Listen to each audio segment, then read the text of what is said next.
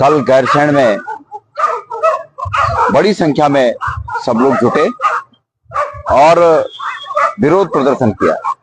लोगों का विरोध इस रूप में भी था कि उनके इस वक्तव्य के बाद जिस प्रकार से विधानसभा अध्यक्ष ने उनका बचाव किया, जिस प्रकार से मुख्यमंत्री ने याचक के रूप में याचना करते हुए उनसे कहा कि वो इसके लिए क्षमा मांगे, उसके बावजूद उन्होंने क्षमा नहीं मांगी, तो लोगों ने कहा कि हमारी भावनाएं आहत हुई। वहां पर जुटने वाले लोग कोई पॉलिटिकल लोग नहीं थे, कोई इस प्रकार के लोग नहीं थे कि वो किसी दल के झंडे के नीचे ये विरोध प्रदर्शन कर रहे हों।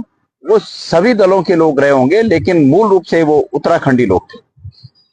उसके बाद आज एक मेरे पास एक महेंद्र भट्ट, जो कि भारतीय जनता पार्टी के अध्यक्ष हैं, उनका एक ऑडियो मेरे पास आया है और वो उसमें कहते हुए क्या कह रहे हैं, पहले आप ही लोग सुनिए। देखिए, 2027 का चुनाव आने वाला है। सड़क साहब अनेकों नेता किसी न किसी विषय को लेकर अब आंदोलन की रूपरेखा तैयार कर रहे हैं और सबसे दुख इस बात का कि व्यक्तिवादी राजनीति का केंद्र कल गैरसैंण बना है। विकास के किसी विषय को लेकर अगर गैरसैंण का आंदोलन होता तो मैं कहता हाँ, विपक्ष ने एक विषय जनता के सम्मुख लाकर और सरकार को बाध्य किया है, लेकिन मंत्री को हटाओ, मंत्री बनाओ, फलाने ये बोल दिया, पहाड़ मैदान का स्वरूप को खड़ा करने का प्रयास किया गया।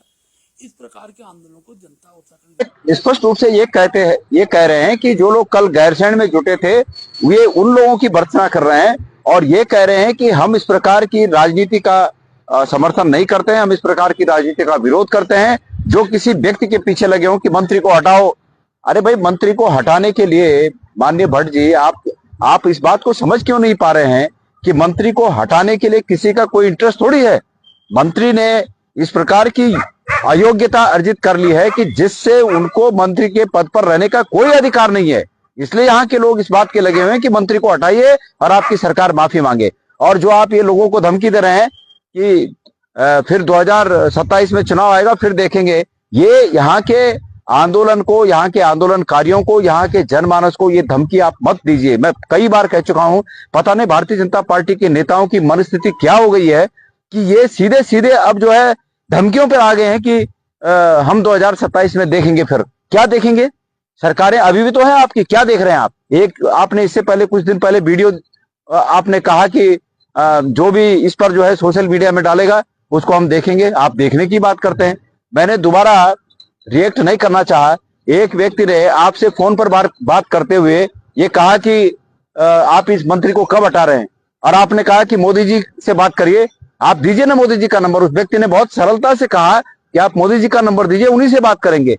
लेकिन ये तो बिल्कुल आपका जो भारतीय जनता पार्टी के नेताओं का और आपका जो रवैया है, ये धमकी भरा रवैया है।